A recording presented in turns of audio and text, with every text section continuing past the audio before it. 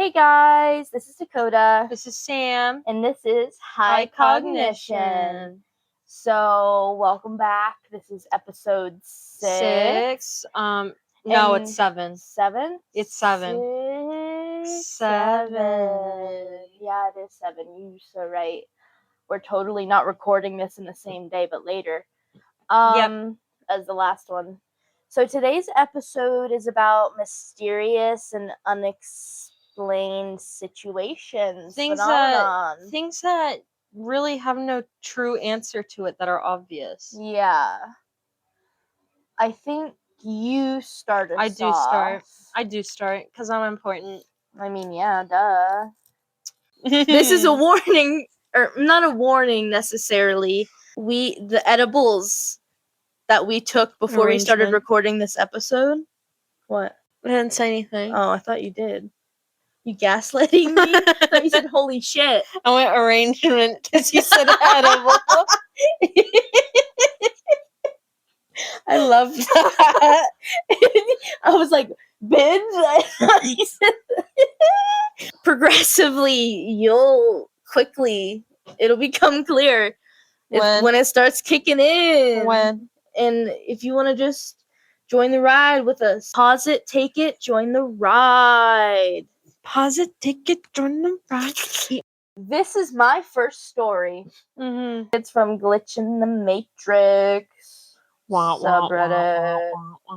Life-saving coincidence. OMG. Okay.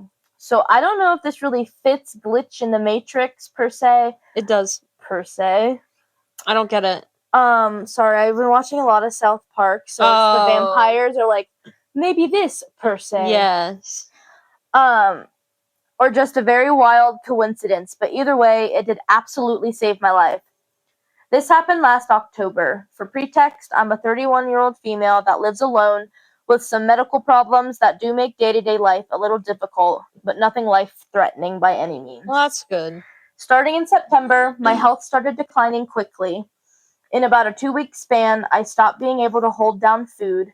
I was feeling dizzy and extremely fatigued. My eyesight had rapidly declined, and I had lost about 50 pounds in less than 3 weeks. Damn. I didn't have a primary care doctor at the time, so I had gone to a walk-in clinic 3 separate times, and not one of those visits could they tell me what was going on. This is how I know we're in America here. Yeah. My mom and I are close, but she is very sick and disabled and lives 30 minutes away from me. She knew how I'd been feeling the last 2 weeks, but me not wanting to bother or worry her, I didn't really fully explain the extent of it. I was also in denial and trying to wash it up as the flu or something of the sort, or just my already diagnosed medical issues flaring up. Well, this all came to a head on October 8th. My mom and I hadn't talked in a few days, which is pretty normal for us. We'll talk a few times a week and then see each other about once a week, sometimes more. I woke up that morning feeling horrible. I was no longer holding down water. I hadn't eaten in days. I tried walking from my bedroom to my living room, but collapsed halfway on my dining room floor. I don't know how long I was unconscious on the ground for, but once I came to, I was able to get up and get myself to my couch. All I remember trying to pick up my phone to call my mom and call the ambulance, but I was so weak I could barely hold my phone. Dang. I tried unlocking my phone, but staring at the numbers on my screen, it looked like a foreign language to me. I could not for the life of me... I'm sorry. Wow. Yes. Put in my 4-digit code. I tried, and my phone locked me out several times. I wasn't thinking clearly. I could barely sit up straight. I could feel the life leaving my body, and the thought of I'm going to die alone here in my apartment and can't even call my mom to tell her I love her went through my head. And that was the last thing I remember. When I finally came to, I woke up in the hospital in the ICU. I had been unconscious for 4 days. My mom was sitting next to me, and what she told me next still shakes me to my core. My mom started telling me what had happened the last 4 days. So apparently on October 8th, the day that I last remember, my mom was sitting at her home thinking about me and how I haven't been feeling well, and she was sitting there when all of a sudden she got a horrible feeling in her stomach, and she could not stop thinking about me and felt as if something was terribly wrong.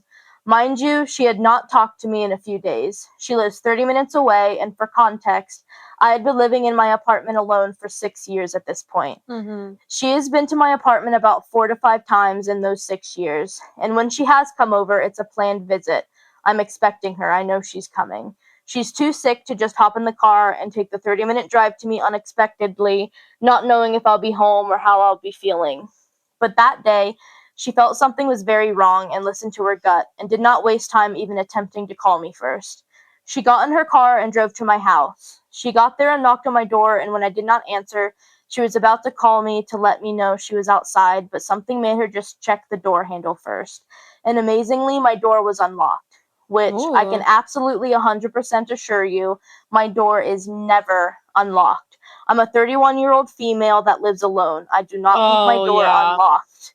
She didn't have my house key on her, but yet my door was unlocked. And when she opened the door and let herself in, there I was on my living room floor, unconscious, lips blue, barely breathing, my legs already blue. She called 911 and I was rushed to the ER. Turns out I was diabetic and did not know it. I don't know how long I had diabetes for. My pre-existing medical conditions had apparently shut down my pancreas, and my body was no longer producing insulin. When they brought me in the ER that day, my sugar was at 1280. So 1280. What's it supposed to be? I think without eating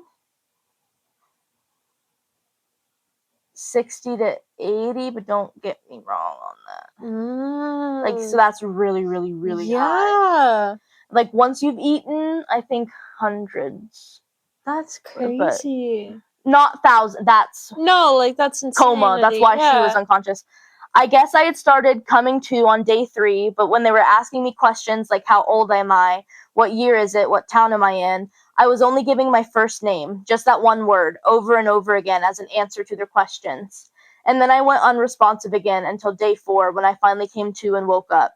I spent the next 11 days in the ICU in a private room with a one-on-one nurse. It took me almost a full year to fully recover. It was one of the scariest moments of my life, and I just cannot believe my luck in having my mom not only get a weird feeling about me, but listening to that feeling and acted on it. She absolutely saved my life that day. If she didn't show up, if that front door wasn't unlocked for some strange reason I still don't know, I wouldn't be here today. Dude, I mean, you hear stories of shit like that. Yeah. It's honestly insane. Like, I know this is kind of different, but it reminds me of those stories where, like, people have, for the first time, will have, like, a dream about someone, and then they wake up the next day and they find out it's because, like, they died. Yeah. That's happened to my dad several times. But also my dad is dramatic. Yeah. To say the least. Yeah. I'm not going to post this, obviously, for the privacy of Faith, but before she gave birth to Addie, like, she was pregnant with a boy.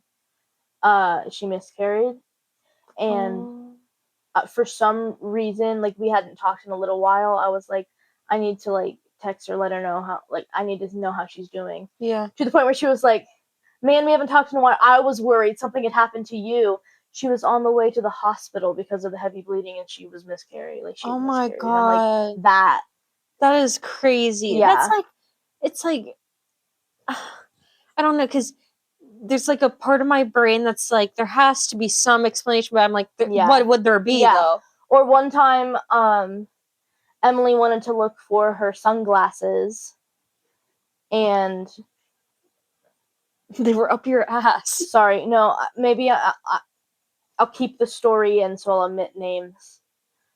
So my stepmom she thought she left her sunglasses at... Can you give fake names instead of omitting? Yeah. Can you call her... So, Olive,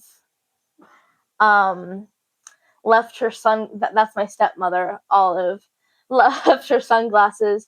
She thought she left it in my pappy's car. I've said his pappy. Yeah. That's not his legal name. It's like, how do you like pappy? Like grandpa's name. So I get out of the car because it's running, so she wants to stay inside and just whatever.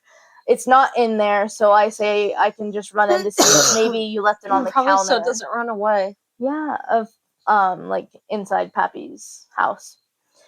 And so I go in and I yell down the hallway, like greeting him, and he calls back. And I just got the feeling, I was like, no, I want to go back there and speak to him and say hi to him. And then I talked to him for a little bit, and I didn't dismiss it. And then he was, because I was like, how are you feeling? And he was like, I don't know. And I was like, what do you mean you don't know? And he was like, well, my back, and I'm like, was hurting really bad. And he has chronic back pain in his lower back. I was like, where? And he goes up here, like behind, like on his upper shoulder blade, but like behind it. And I'm like, did you sleep wrong? Is that the only thing you're feeling? He's like, I don't know. And all of a sudden my arm's going numb too. And I'm like, you're having a heart attack, Pappy. I was like, I think you're having a heart attack. We need to call 911. Because he was like, oh, I don't know. And I'm like, we're calling 911. Like, I had to get it out. But I knew, because he didn't necessarily, there wasn't anything wrong in his voice when he called back. Like, hey, whatever. But I was like, no. Something. And we took him to the hospital. And as we were getting out, at this time, he was able to use a cane to walk some distance, and he had to lean up against the house because his whole left side went numb. That is insanity. And I'm like, yeah, and he did have a heart attack. He had stents put in. But so it makes me think of like what would have happened if you never went back there. I didn't decide to go to get the sunglasses, if I didn't go, and because I'm pretty sure, what name did I give? Olive wasn't even gonna stop. I was like, no, it's okay, I'll run it. I'll look for it. And thank God you did. Yeah, because it's also like, I love my Pappy. We're They have a special connection, not in a creepy way. He's been my secure attachment since birth. Yes. For those that she has childhood trauma. I do. We're ride or die. Yes. There's some issue. It doesn't matter. It's fine. I love my yes. No thanks to Olive and Popeye. For real.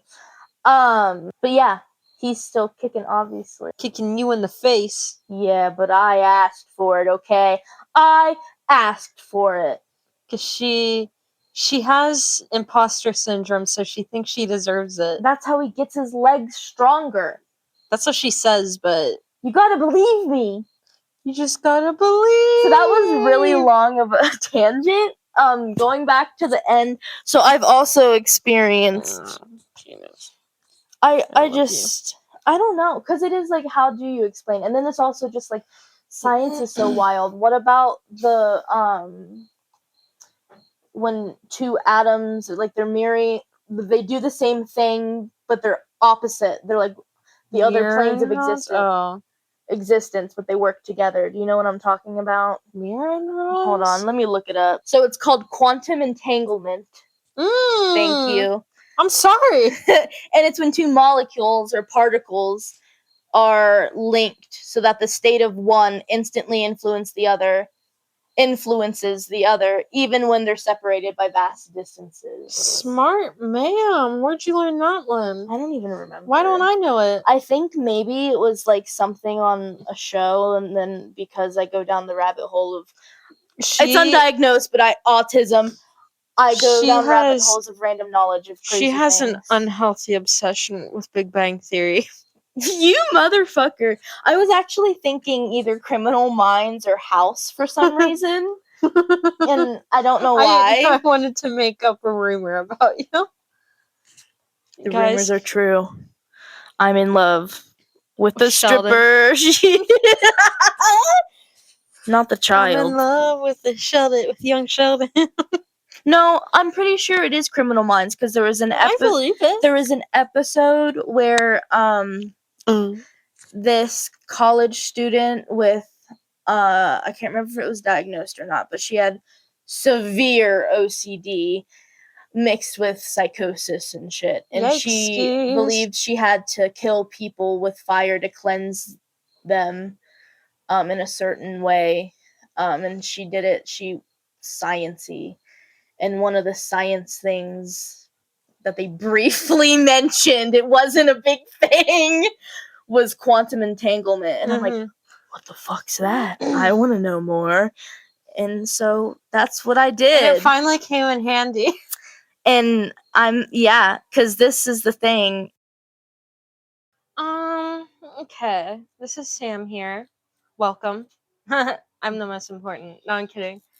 Are you though? Yeah, I mean, I say we're the most equally important people on the planet. That's the T right there. This one's called I Had Conversations with My Brother before I found out he died a week before on r/The Truth Is Here. Ooh. Sorry. Hold on. Okay. No, you're good. This is the first time I'm writing about this. When I was 13, my older brother, 18, I assume at the time, and I were on our way to a movie when we were hit by a drunk driver. I woke up in the hospital 4 days later, having lost my right leg and another leg in a cast along with other injuries. Damn. That night, I woke up to my brother sitting by my bed telling me everything will be okay and to go back to sleep. Next day, my parents came to visit and see how I was doing.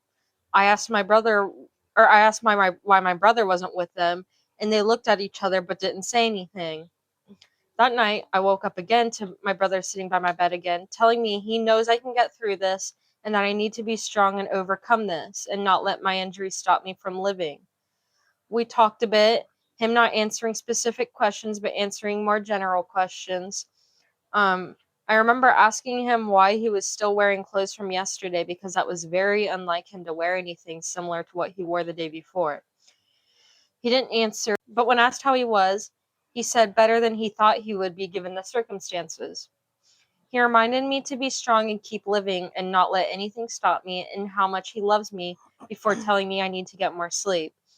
The next day, my parents came to visit me in the hospital, and I again asked why my brother wasn't with them. And they again looked at each other and said, and it was only after I said that I would like a family visit together and not at the family to visit together and not at different times. And I would like my brother to visit during the day when we can talk more instead of at night, that my dad asked what I meant. And I told him that Andy has been visiting me at night and not the day. My mom broke down and left the room.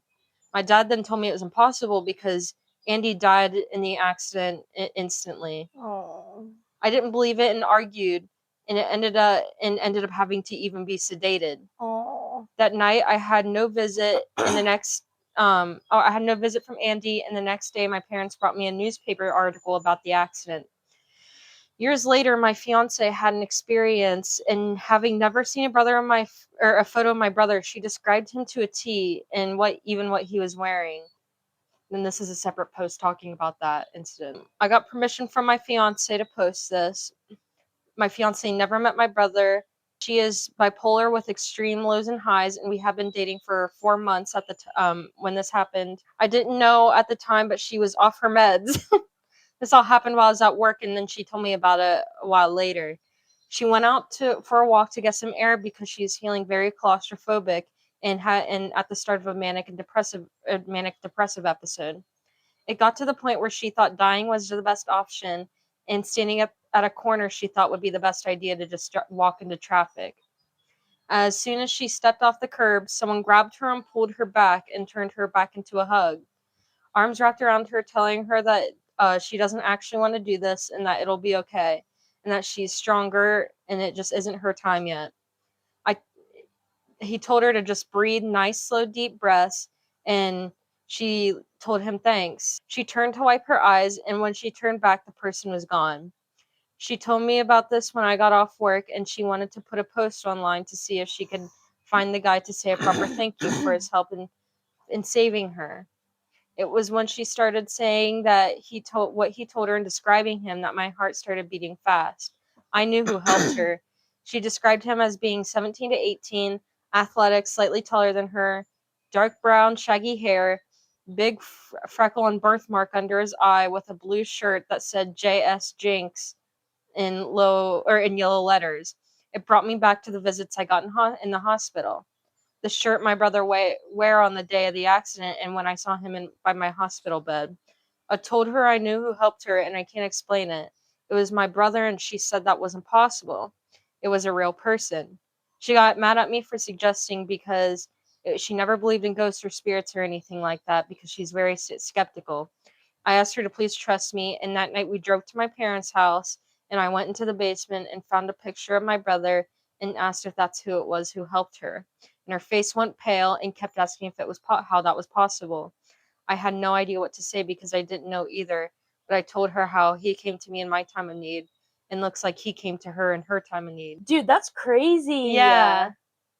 That's scary. Like, not scary, but I believe in spooky things out there, you yeah. know. Energy, either created or destroyed. That totally makes sense though. Like he's like your protector. He's seeing this person means so much to you. I'm not gonna let you. Yeah. I mean, how insane would that be? I don't know who it would be more insane for. Her or him. If I was her, I'd be like, I might actually be an insane person. Yeah. Yeah. No, that's wild. It's Let's Not Meet subreddit. I was once pressured into going to a cult meeting. This happened decades ago. My uncle was a psychologist in Oregon, and he helped me get a summer job. I went there to intern in the clinic and see if that was a career I might be interested in. There was a local religious group in that area back then. They had their own community that was sectioned off. They talked about things like freedom, love, surrender, and all of that. Everyone I knew said the group was weird and creepy. I never thought much about it. I try not to judge. One Friday, a lady at work invited me to one of the gatherings. It was going to be that Friday night. She said there would be music, food, meditation, dancing, and honest conversations. I told her I was busy. She asked what I had to do instead. I lied and said I did not have a car and I wouldn't have a ride there. She offered to take me and said group members would be happy to pick me up. I told her more lies, and she had an answer for all of them. If you ever find yourself telling lies to a stranger just to uphold boundaries, that it's probably because the other person is overstepping. I was uncomfortable for a reason. And by the way, I could have just said no, but that was not my style. I would much rather come up with an excuse and have the other person respect my excuse. It works with 99.99999% of people. I ended up going that night. When I got there, it was very much like I had expected. People were hugging really hard and talking about freedom. There was music playing and some people were dancing. There was a lot going on there. The woman from work took me around and introduced me to people. At one point, they stopped the music to talk to the guests for the night. That was the first time I learned that I wasn't the only guest there. I do not remember too much about their speech, but it got really weird when they started talking about their teacher. That was when I knew this was the absolute last time I would ever go to that place. Before that, it just felt like I was awkwardly out of place at a party during my season of saying yes. But once they started speaking about this teacher, I was not having it. They were praising him way too much, and they were literally worshiping him. I didn't like that. I tried to leave right when the speeches were over. I told the woman who invited me that I was heading out. She said they were just getting started. She suggested that I stay the night to get a better understanding. I told her I had work in the morning. This was a Friday night, and she asked how I had work on a Saturday. I said I meant that thing with my uncle. We went back and forth. My lies were inconsistent. I am not a good liar. Eventually, she asked if I was afraid. I said I had to go and I was sorry. Then I left and went straight to the parking lot. That was the last time I spoke to the group. I still saw that woman at work sometimes, but I think we both avoided the topic on purpose. I have a feeling she was afraid that I would tell other people at work about the whole experience and I would frame it as a really weird cult. This was before HIPAA. It makes me feel really old to say that. Yeah, I was gonna say, damn. But we still had rules about patient privacy and confidentiality. That lady had access to all our patients' data. When I've told this story to people, they think that might have been the most concerning part. I don't know, though. I don't think there's much that she could have done with that other than send flyers. I don't think most of our patients were all that vulnerable. This all happened around the end of July that year. I left Oregon only a week or two later. I did not think about that group again. A few years later, the news came out about what some people in that community had done. It turned out that members of the group had deliberately contaminated produce with salmonella to keep people from voting in a local election. Hundreds of people got sick. When I heard that, I was horrified, but I wasn't really surprised. I thought about how I really dodged a bullet. If I had joined the group or stayed with the group, I could have been brainwashed too. A lot of people who joined were probably skeptical at first, but it probably grew on them. If I had gone to 3 or 4 more meetings, maybe I would have also stopped feeling uncomfortable there. And I might have also started to get into it. Would I have reached a point where I was trying to poison the community too? There are many articles and even entire books about that group. People have reported other evil things they did. I do not know which things are proven and which ones are not, but I bet the salad poisoning was not the only time they've tried to hurt people. The real lesson for me is to uphold your boundaries. I knew my boundaries were being pushed when I started lying about why I could not go. The fact that I was in that position was a red flag. If anything even remotely similar happened again, I would not let it run over my boundaries. I feel like she wasn't desperate and isolated enough to be even Yeah. like one of the victims for it. Like, I think she needs to be a little more mentally ill in a desperate place in her life with nobody who cares about her. Yeah. Um and that's part of the reason why I don't think it really worked on her. Yep. Like, she just isn't their prime Thankfully. audience. Yeah. Like, that'd be so scary. And also, I'm not saying this in a way that I would blame her. This is just like a reason why I have this anxiety. Mhm. I don't like getting rides somewhere unfamiliar with unfamiliar people. I'm trapped Yeah. there. Yeah. I need to leave, know I can leave, get out Yes. anytime. Yes. That's Which also how I don't understand how people can, like, go and get drunk and be like, oh, I don't know how I'm gonna get home, but I'll just figure oh it my out. god, I knew a kid who which he was underage drinking when this would happen. He just got out to like local like stuff, like party stuff, get drunk as hell, and would get rides from random people That's back home. insane. One time we were one of those rides, but we knew him, so it didn't count. We were not drunk, by the way. We were completely sober. I didn't drink till I was 20, like an irresponsible adult. I technically had my first sip of beer at 5 Well, I had my first because sip they of beer let at me like try it. 11. Who let me try it? The world might never know, but I'm pretty sure you can guess. It was the owl. Who? That's just so crazy. It is. Take your I time. feel like a lot of cults, a big area is like the West, the desert, the vast desert, because it's like open land, nowhere. That makes sense. You know what I mean? Because Yeah. I feel like Charles Manson was California or something. I don't right? remember. And then this one was Oregon. I'm pretty Utah's sure a big one for Mormonism. Utah, yep. I'm pretty sure didn't like Jim, I don't want to be Jones? wrong. Yeah, Jim Jones was. I don't remember. I'm not saying it's exclusively there. No, I just think no. it's interesting. No, I think I'm sure there's a logic to that. Like, I'm sure that makes sense. I have no clue where Heaven's Gate was.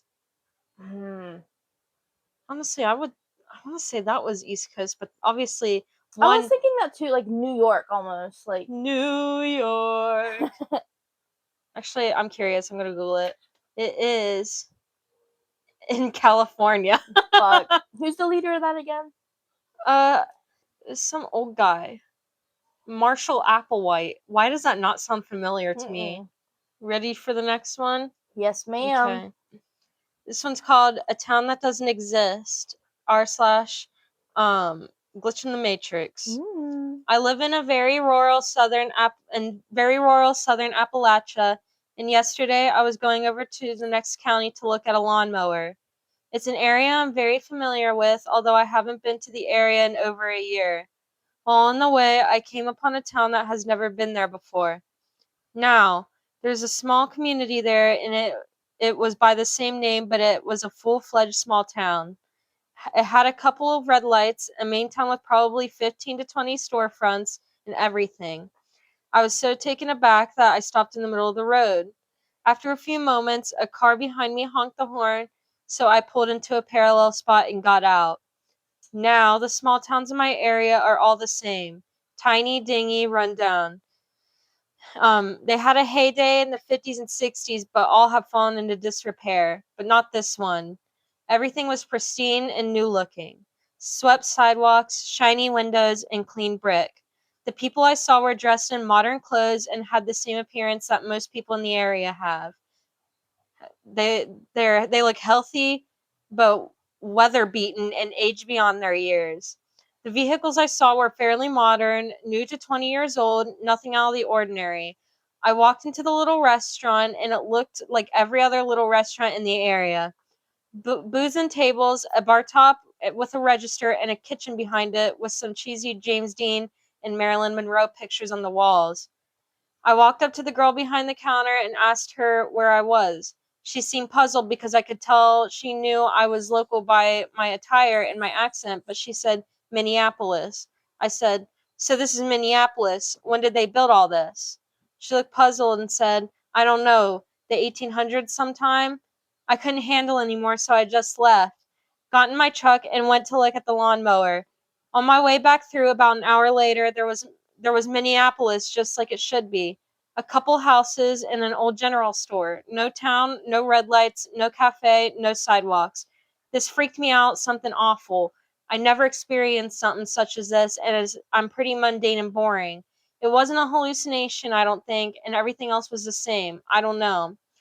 Um, and here's an update a year later. Or not a year later, it was a bit later. Um, Not on the update. I was in Walmart today and I ran into a young lady who I spoke to at the non existent restaurant in the non existent town. I passed her in an aisle and we locked eyes. She had a look of vague recognition while I simply froze. She continued on her way, but once I snapped out of my daze, I made it a point to be in almost every aisle she went down. It sounds kind of stalker and creepy-ish, I know. Finally, after locking eyes with her for the third time, she asked, "Where do I know you from?" I told her I didn't know, but she looked familiar too, and asked if we went to school together. She informed me that we went to the neighboring high school and graduated 5 years before me and grew up in Minneapolis. We didn't have any mutual friends, didn't ever attend same barn parties, nor did we know each other's spouses. She pressed on, saying something along the lines of, "You are just so familiar, I know, I feel like we met each other." I couldn't hold back and I blurted out the story. Everything from Minneapolis being a full-fledged town to the restaurant to her working at the counter and her bewilderment at my questions. She gave an awkward laugh and said, "No, that's not it," and hurried away. I think I freaked her out, but she knew there was some connection but didn't know what it was. Just today, she added me as a friend on Facebook but hasn't tried to contact me yet. I'm not going to press the issue, but she ends up asking questions. I'm going to answer them. After scrolling through my pictures, I found one of the day I took of the incident. No, unfortunately, not quite of the town, but I realized I was wearing the exact same clothes yesterday as I did whenever I had went. The same old ball cap, the same overalls, and the same orange Carolina Push Rods t-shirt. I don't know if this regularly has many meanings, but it's odd that I have the same t-shirt on during both encounters. Yeah. I love it's so interesting hearing stories about ghost towns or like Mm-hmm. ghost stores, like gas stations, stuff like that. Like Yeah. that is so scary. Yeah. It is. Have you ever had that experience or No. anything like that? No. I haven't had anything exactly like that. I mean, there's been times like around here going to a gas station and butt fuck nowhere in the middle of the night. I wouldn't question if there's a place I didn't recognize. Scary. Yeah. Scary vibes all around. There's always usually some creepy dude at the cash register, or there's a cracked out or drunk as fuck person in front of the door. One time, me and a friend, I was driving, it was summertime, listening to music, windows down, like just cruising. Really needed to pee, but we ended up driving all the way by like for the next gas station because there was a dude passed out, sprawled out in the way of the front doors of the gas station right when you turn to the bridge. Yeah. And so we're like, no, fuck that. No. We just passed the fuck out. Ew. Not moving. One time I was like 12 outside of Parmart, and my dad's old friend, who's a druggie, was like, "There's a lot of sexy bitches out tonight," and looking at me and my friend. We were the only girls there. What the fuck? And I told my mom, but we were like, let's not tell your dad unless we see him again, because we were worried my dad was gonna like go and try and find who would beat the shit. Okay, good though. I was like, bro, Yes. Okay, this comes from relationship advice.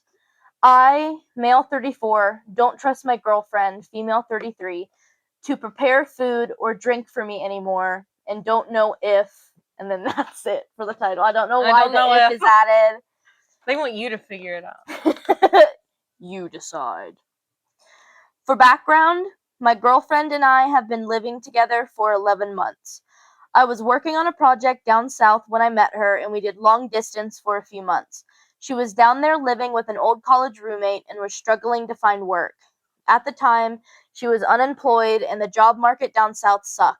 I offered to let her move in with me because the job market was much better where I lived, a couple states north, and we wouldn't have to do long distance anymore.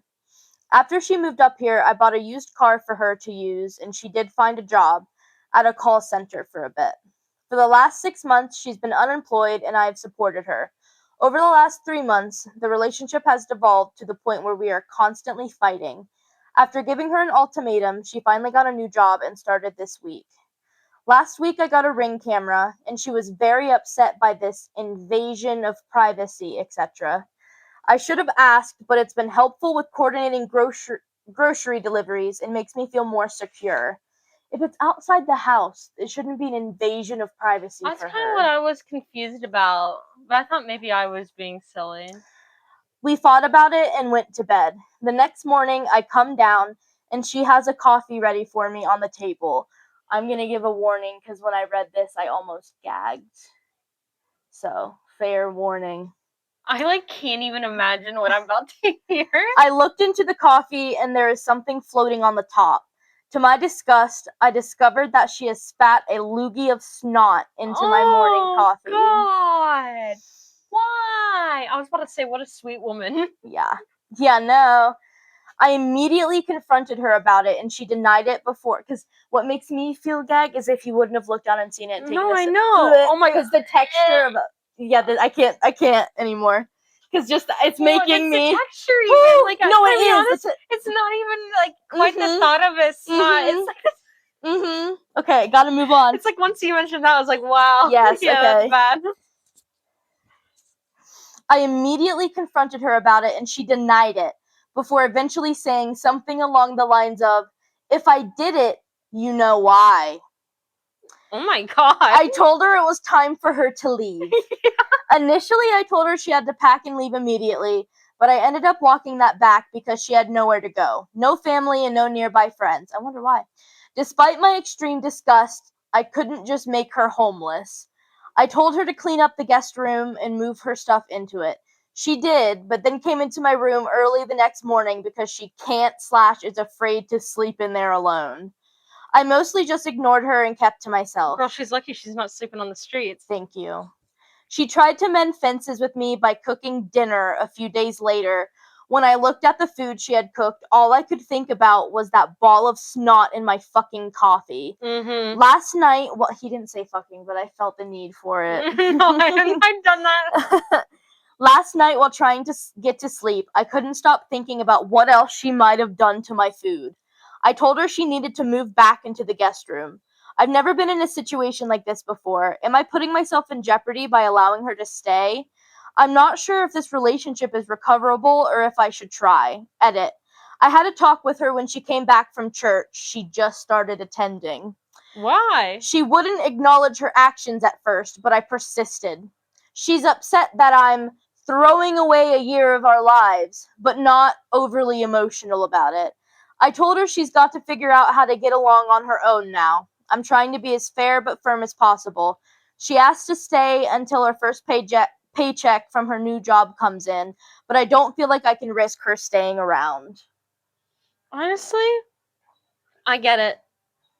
Because if I was with somebody and they pulled that shit in on me, I would not feel comfortable or safe eating, drinking, doing anything. And that's everything to me. As someone with OCD, especially, I need to be able to feel comfortable Yep. existing in my own Yep. home. But no, because the trust is instantly broken. It can't be repaired because of if there's the intrusive thoughts of, oh my god, they're gonna do it, and then they have. Yes. No, I can't trust you. No. I mean, honey, like you with just cheating, like like, no. that would fuck me up for future relationships. Yes. Honestly, like consumption, like is important. Okay, that sounds weird. Things. The sanctity of Yeah. knowing what I consume is safe is important to me. Because that's like, I need consent for everything that's being put in my body, Literally. on my body, around my body. Like, that's like, for instance, Pappy, you're listening.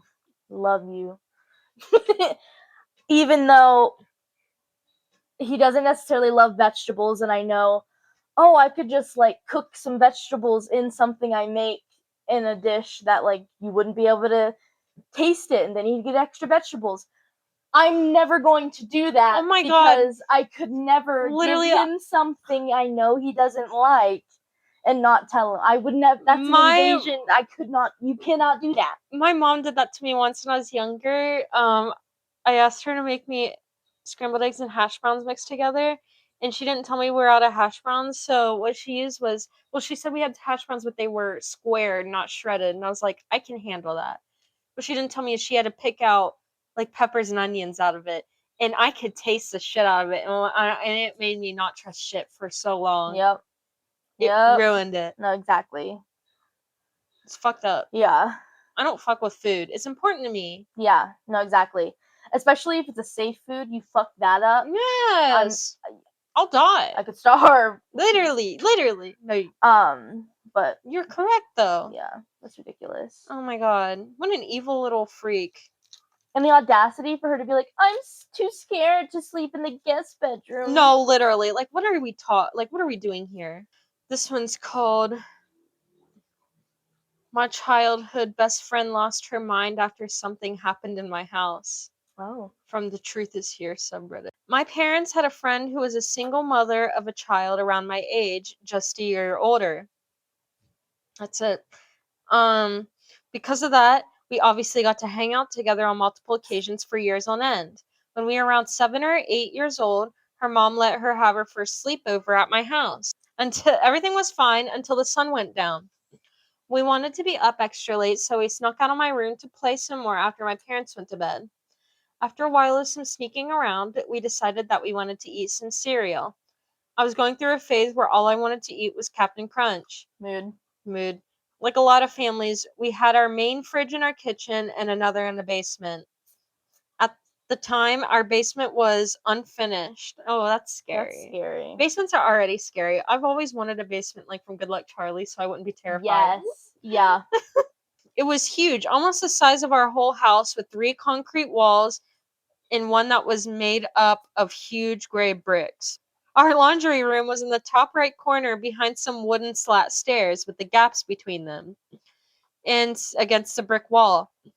The laundry room wasn't actually a laundry room, just a corner with a washer dryer and the extra fridge on a square carpet we laid out so it was softer to stand on than the cold concrete floor when we did laundry.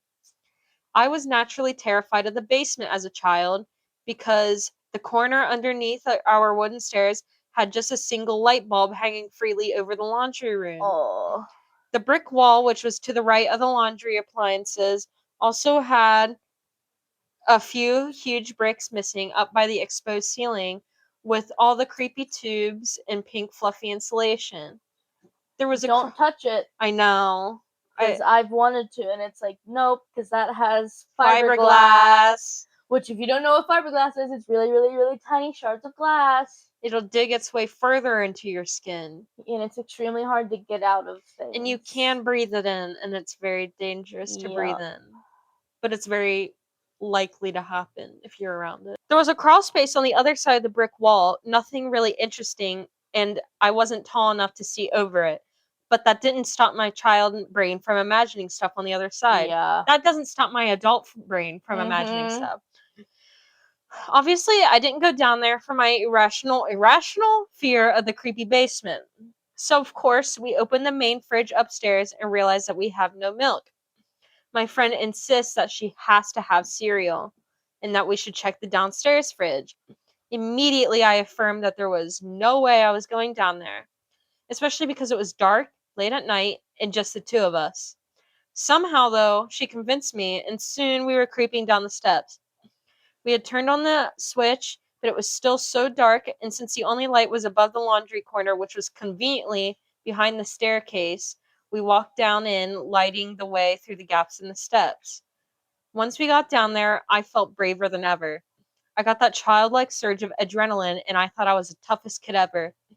I think my friend felt the same way because as soon as we turned around and got to the laundry corner, we started sizing up the room in a that wasn't so bad kind of way. I continue walking to the fridge on the far left side to get some milk, and she keeps standing there.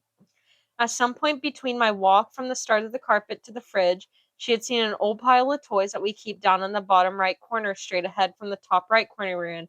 Buddy, you need to stop with the specific corners because I don't know. I got lost 7 corners I'm like, ago. I'm sitting here trying to envision it, and I'm like, I don't know.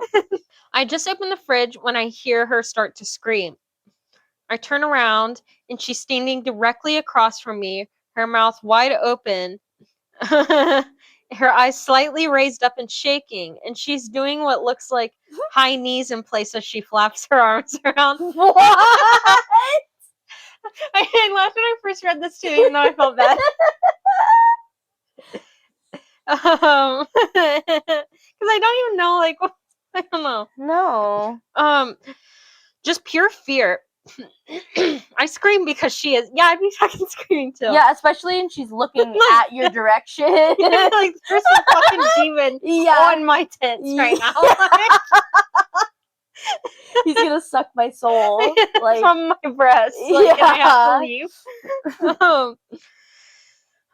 And we're both up the stairs like darts. As soon as we got to the living room, she throws herself on her belly down on the floor and starts kicking like a mad woman. My parents come running, of course, and think she's having a seizure on the floor. I mean, yeah. Yeah, that would probably look like it. Yeah. When they scoop her up, they realize that's not the case. She just starts sobbing. They ask her what's wrong, what hurts, and I'm just standing there staring at her with tears streaming down my face. I have never seen someone that terrified in my life to this day, not even in horror movies. They couldn't get a response beside a hysterical, "There was a man with the hat. There was a man with the hat." Well, I've never seen the Hat Man, but I hear of him. It's enough to where I'm like, I'm scared for the day. Okay, can I tell? Do you want? Tell me how much is left? Not much. I'll finish it real quick. Okay. Her mom came and picked her up, and my dad went searching around the basement for some man with a bat. Does it maybe mean hat, or does he have a bat? Yeah, that's. I was like, wait a second, what? Those are both kind of equally. I got a talking to for staying up past bedtime, and that was that. I was put back into my room, but I slept with the lights on that night. I didn't ever see her again after that. Oh my god, so she never elaborated to you what she fully saw? Damn. I guess not. At least not until years and years later. When I did talk to her years later, when she came up on Facebook, I found out that she has been in and out of mental hospitals for years ever since that night. Oh my god. But I've had a specific experience in that same house that makes me feel like maybe she isn't crazy, and that thing is what made her crazy. When we moved a few years after we had fully renovated the house, I haven't been there since. That was kind of a weird way to say that. But I did see him myself. a fedora tipped down so you couldn't see his face, a long trench coat, and what looked like dog-like paws with long claws. Whoa. Which sounds really, really strange. Just typing it out makes me think I might be insane too. Yeah, that's scary. Yeah. Also, I mean, she's probably already going to be mentally ill, if it makes you feel any better. Yes. But no. I mean, there are extreme random mutation things where the right thing happens, you snap, and there's no going back. Like a potential side effect of like certain drugs. You take LSD, acid.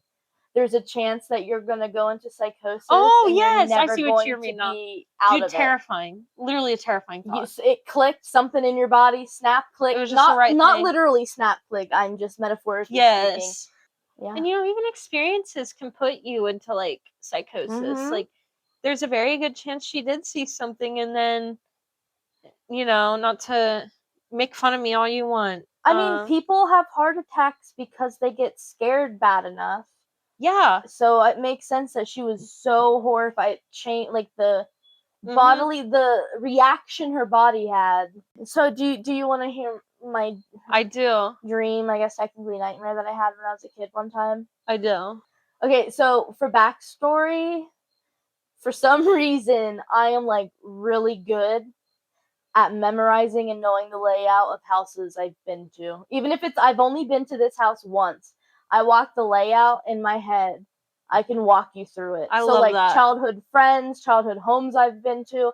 I mean, I have a feeling it's related to my childhood trauma and the need for my brain to know every possible exit and the need in for room. speed. Yeah, but that was just a given. So it was like this house felt familiar, but it wasn't a house layout that I recognized. Yeah.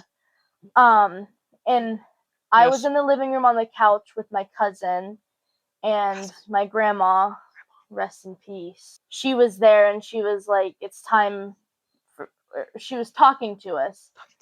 And the door was shut, but I don't think it was locked because all of a sudden through the blinds, the windows that were behind the couch that we were sitting on, the shadow of a man wearing a hat glided by, and Grandma ran to the door and locked it.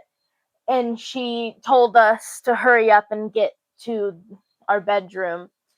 And as I was getting up onto the bed, the hatted man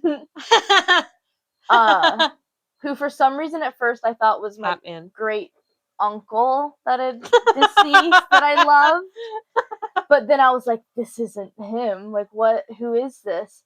And as like I said, I was getting up to the bed, but my feet weren't fully on the bed yet, and he grabbed my feet and pulled me under the bed. And then everything went black, like that was death. That's so scary. And I remember it just being nothingness, darkness for I don't know how long, and then Do you think you actually died in that moment and now you're in hell? I don't know. Well, also remember I told you I specifically when I was in kindergarten, so I was 5, I would be scared to go to sleep because I was scared of dying in my sleep. And then I also kept having dreams where I was this little Asian girl who loved playing soccer, waking up from a coma in her hospital bed and being surrounded by family and parents that loved her. Were they also Asian? Yeah. We're so happy that she was awake.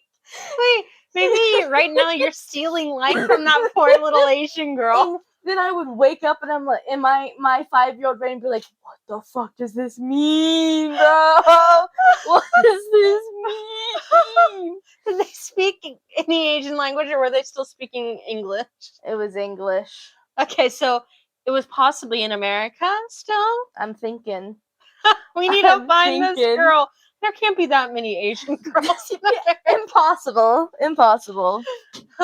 So, this is the last story. This is from No, it's not.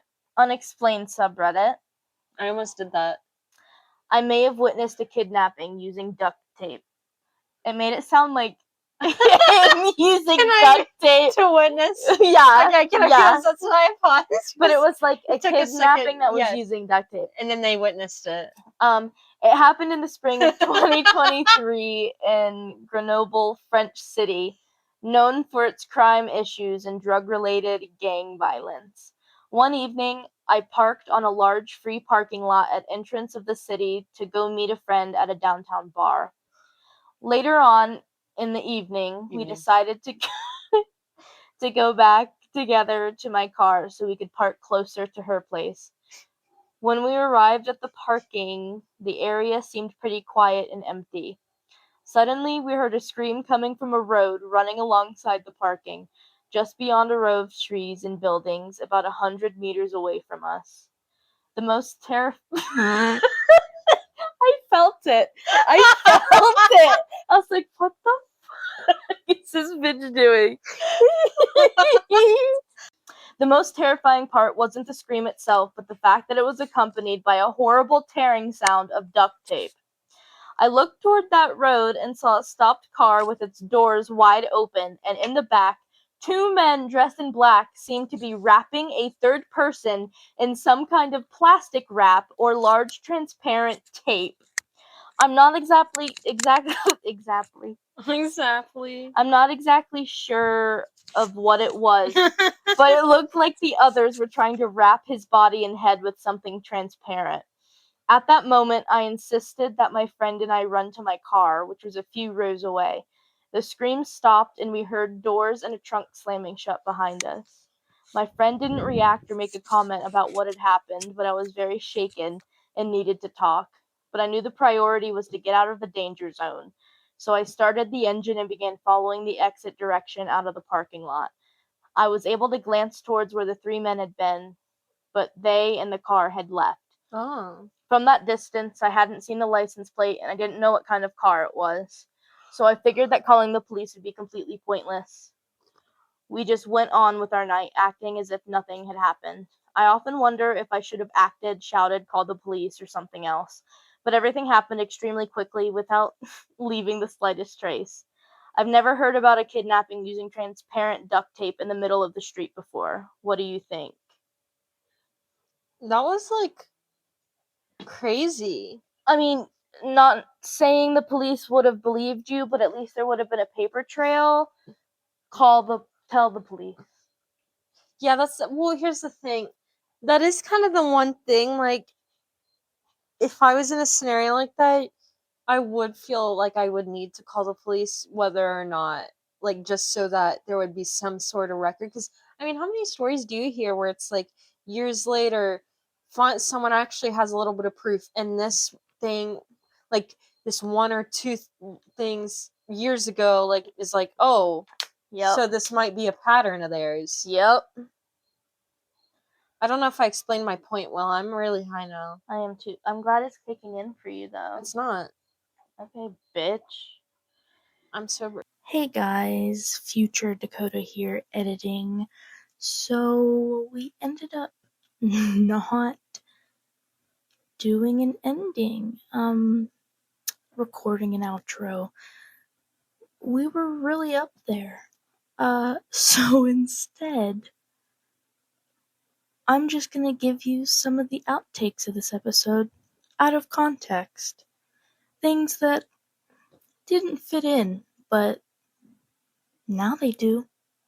And I feel like that's very fitting to who we are. Which one was it? It was this one. No, it's that one. Don't. No, I'm just kidding. No, do what I want. I love you. Hi, Dakota, editing this. She has a gun to my head. I'm gonna edit this out, bitch. They'll never know. Oh. Yeah, see? That's just a warning. I guess so. But you're gonna like it. You're gonna love it. We love it. They were deaf. Well, it wouldn't matter if they muted it or not if they were deaf. Hey, they don't want to bother the people around them.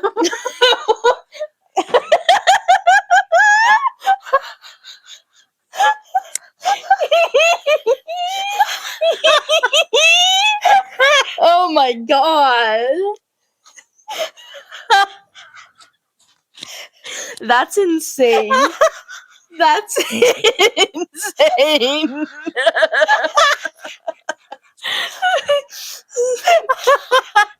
Oh my god. I've been seeing alarming comments and I can't tell if it's satire. I'm In believing it's not.